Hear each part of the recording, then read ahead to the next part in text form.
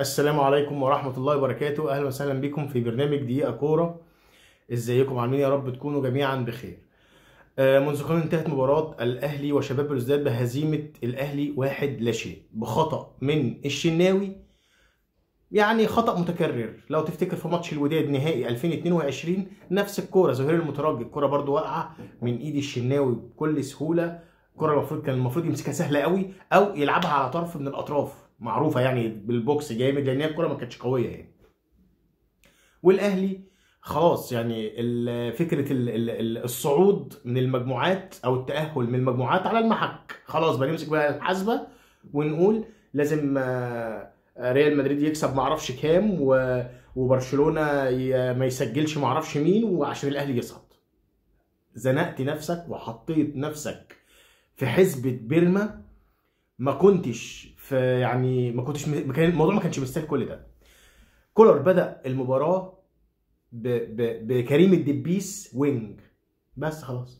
خلاص هو البداية كريم دبيس وينج. انا مش عارف ليه. طيب ناس بتقول لك اصل عبد الرحمن مزيان وينج قوي سريع مهاري، فكان حاطط كريم دبيس مع خالد عبد الفتاح عشان يساندوا في الجزء الدفاعي.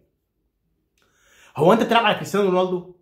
هو انت بتلعب على وينج يعني مختلف؟ هو وينج عادي زي اي وينج، عنده حته المهاره، يعني واحد لواحد سهل تقطع منه الكوره. ما حطيتلوش ليه اكرم توفيق مكان خالد عبد الفتاح طالما اكرم توفيق موجود؟ ما انت نزلته. بدايه التشكيل علامات استفهام. كريم الدبيس حاطط لك خالد عبد الفتاح، كلام يعني ما فيش كلام. وكأنك بتقول شباب بلوزداد هاجمني انا جاي ادافع. انت رجعت فريق من الموت، ركز في الجملة دي. انت رجعت فريق من العدم، فريق شايل في القاهرة 6-1 بالراحة. انت لعبت شوط واحد، شوط استثنائي 6-1، خلاص الدنيا زي الفل، رايح تلعب وكعبك عالي وذو شخصية، خلاص مفيش كلام. لكن ازاي ابتدي بتشكيل احسس الخصم ان انا جاي خايف وبدافع قدامك، فيجي في كل الالتحامات ياخد منك الكوره، يتفوق عليك نفسيا، هوب يطمع في الماتش، هوب الشوط الاول 0-0 والراجل مضيع عليك فرص ومستحوذ، كل الالتحامات وكل السيناريوهات واخدها، مهاره مزيان، هوب معرفش ايه الشوط الثاني يطمع في الماتش اكتر وينزل اسلام سليماني. الراجل كبير وبتاع، بس الراجل برضو عنده اللمسه اللي يقدر يساعد بيها فرقته. هوب كوره ملهاش اي 30 لازمه. الشناوي جايه الكوره في ايديك في دقيقه 90. الاهلي كان بيكسب بلس 90، دلوقتي بقى بيخسر بلس 90. ايه ده؟ في ايه؟ علامات استفهام على الاداء. الكوره وقعت من ايد الشناوي، هوب حسن كوكا عمل حاجه غريبه مش مفهومه. الكوره قدامك يا باشا، تاكلينج، شيل. لا ازاي؟ الشناوي ده وقعت من الشناوي، الراجل اتفاجئ. يا جماعه، هي تفاصيل. بادئ منيل ب 60 نيله، بس كان سهل جدا تطلع بالنتيجه 0-0. المشكله بقى مش في كده، المشكله ان دخولك المباراه نفسها محسسه للخصم ان انت جاي يا رب اتعادل، يا رب اطلع بنقطه، يا رب. ايه ده في ايه؟ انت بتلعبش صن داونز مثلا، ما بتلعبش الترجي، ده شباب بلوزداد، ده انت جايبها هنا 6 فرقه يعني مش عايز اقلل منها، بس فرقه ضعيفه، مش من الفرق اللي تخوف. تبتدي تخسر، هوب يبتدي بقى المشاكل. وتعالى بقى اكلمك على اللي فات، وتعالى حاسبك على اللي فات. مباراه شباب بلوزداد هي وجهان لعمله واحده بالكربون. مباراه شباب بلوزداد هي مباراه انبي. الاتنين واحد. الفرق بس ان كالوشا كلاشها في السماء بتاع ضربه الجزاء، فطلعت بتعادل واخد بونت. تبتدي النهارده فريق بيموت نفسه، هو امكانياته تعبانه، هو امكانياته على قده، فانت تخش واقع، هوب جول، هوب خد ال3 بونت، 6-1 خد 3 بونت، 1-0 خد ال3 بونت، عادي عادي، ما هو مجموعات. اي نعم، لو في حاله التساوي هيبص للاهداف، ولكن انت كنت في غنى عن كل الكلام ده. انت افضل فريق في المجموعه على الورق، وركز على حته على الورق دي عشان الورق هيتقطع. الاهلي خلص الماتش. تعال اقول لك بقى ايه اللي بيحصل كل موسم. والموسم ده كان، المواسم اللي فاتت كان ايه؟ الدنيا كانت بتعدي، دوري على حته دوري ابطال افريقيا، الدنيا بتعدي. لكن تعالى الموسم ده، انك ما كانش عندك البديل، ما عندكش دلوقتي انت يعني داقت بيه الدنيا كولر، فبينزل الدبيس وينج. ما عندكش خلاص ايه؟ الوينجات لعيبه مصابه، مفيش بدلاء. ترجع لمين؟ تعالى لعم الاداره محمود بيه الخطيب. ايه يا عم، ده انت بتسقف له، ده انت بتطبل له، ده الاهلي ده لا تعالى بقى، تعالى لما انت تكون طريقتك في التفاوض مع اي لاعب مدرسه قديمه، ما ينفعش اللي بيحصل، وما ينفعش تتعامل بيها كده، لان خلاص الدنيا بتعصر احتراف. انت عاجبك زيزو على سبيل المثال، في الزمالك مثلا، زيزو الزمالك عايزه، بغض النظر يعني عن المغالاه المبالغ فيها، ولكن الزمالك عايز كام؟ انا عايز 100 مليون في الموسم. عايز اللعيب، اتفاوض معاه، بس مش هقول لك 100 مليون تروح قايل لي 30 مليون مثلا. ما هو نفس الكلام لما انا اكون رايح بفاوض لعيب عجبني ومقتنع بيه تمام الاقتناع، خلاص اللعيب ده داخل دماغي ولاعيب جماهيري. مثلا على سبيل المثال محمد بن رمضان، كان مطلب جماهيري محمد بن رمضان يجي الاهلي. هوب محمد رمضان، رحت للفريق المجري، اللي عايزين كام يا عم الحاج في محمد بن رمضان؟ 3 مليون دولار مثلا، ما يقال 3 مليون دولار. لما اجي افاوض هتكلم مثلا في 2,800 2,700 2.5 مينيمم. لكن لا، ما ابتديش ب1.5. لا، ده احنا مش في سوق طماطم ولا سوق خضار، مش في سوق العبور. انت خلص انت برضو بتكون شواف. امال ازاي بيبقى فيه مدير تعاقدات وبيبقى شواف؟ هل النادي ده هيقدر يديني اللاعب ده بكام؟ لكن انا ما ابتديش من تحت واضيع وقت واضيع مجهود وفي الاخر اللاعب ما يجيش. وفشل المفاوضات في كل المفاوضات اللي اتعملت.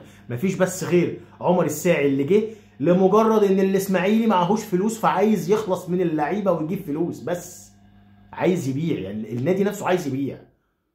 لكن انت مش عارف تشتري التزاماتك واحتياجاتك. ليه بتدي ودنك دايما لكولر في كل حاجه؟ احمد عبد القادر ليه يخرج؟ ديانج ليه يخرج؟ شريف ليه يمشي؟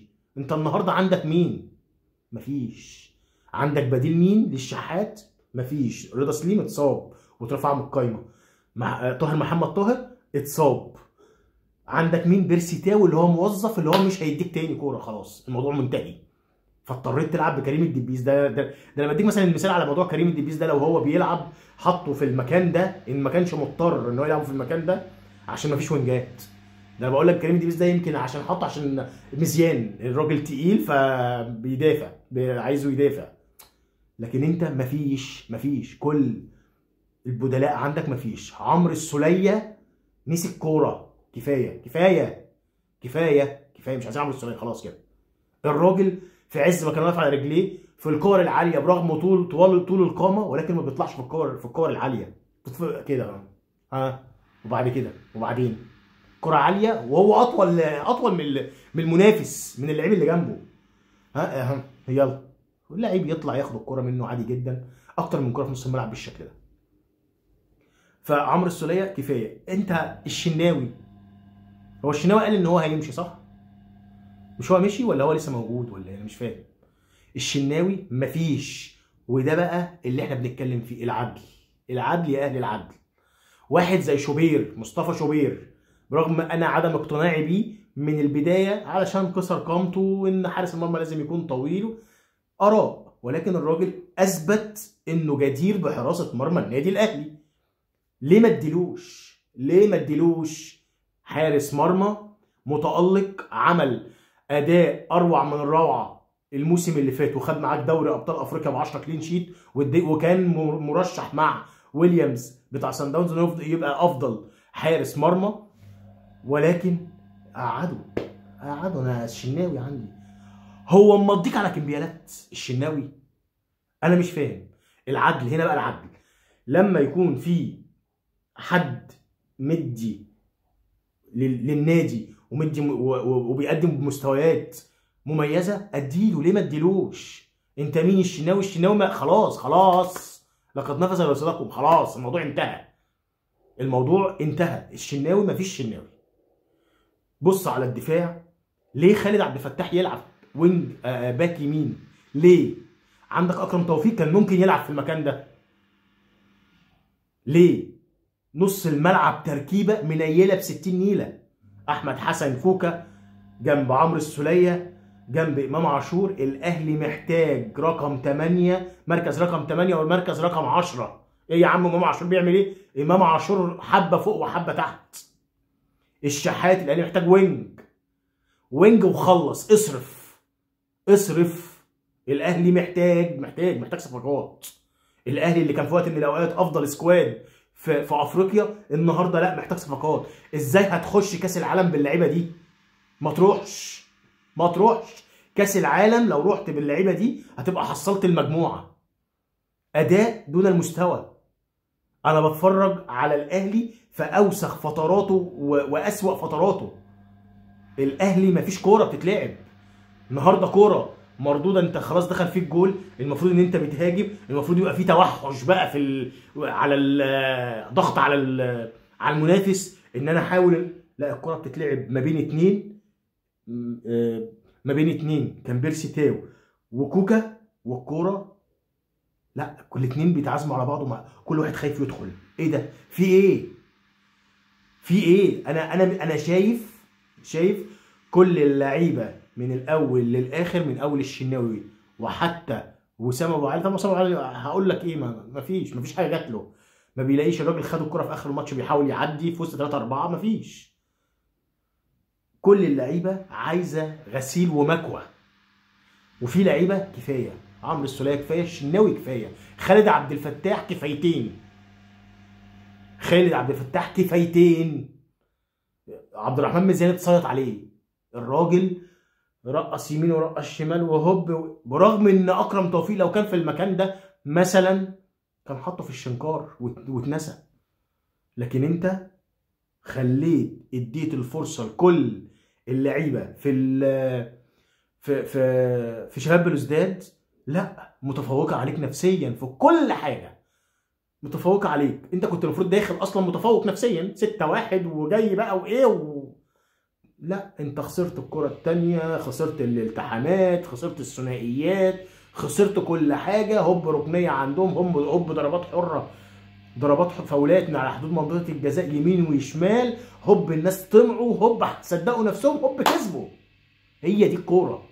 تفاصيل صغيره حطها على بعض تطلع لك سبب. وكانت خساره مستحقه 1,000,000%. ولو كان الاهلي تعادل ولا كان كسب، لا، الكرة مش كده.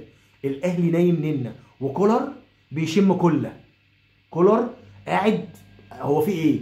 كله بيقول لك جروس جاله زهايمر. كولر اللي جاله زهايمر؟ كولر مفيش. كولر بيقول تصريح بعد المباراة، بعد خسارة الاهلي، بيقول الهزيمة بلوزداد تجعلنا نخلق دوافع اخرى للعيبة. ايه ده؟ هو انت مش هتدور على دوافع للعيبة غير بالهزيمه؟ يبقى انت مش مدرب. انت في عز ما انت بتكسب المفروض تخلق دوافع للعيبه طول الوقت، عشان اللعيبه تجري وتلعب وتدوس على قد ما تقدر عشان توصل للهدف بتاعها. لكن انت مستني تخسر عشان احنا هنخلق دوافع جديده للعيبه ده بتنجان. وبرده في ماتش انبي بدا ينط من السفينه، ينط من المركب. قال لك ايه؟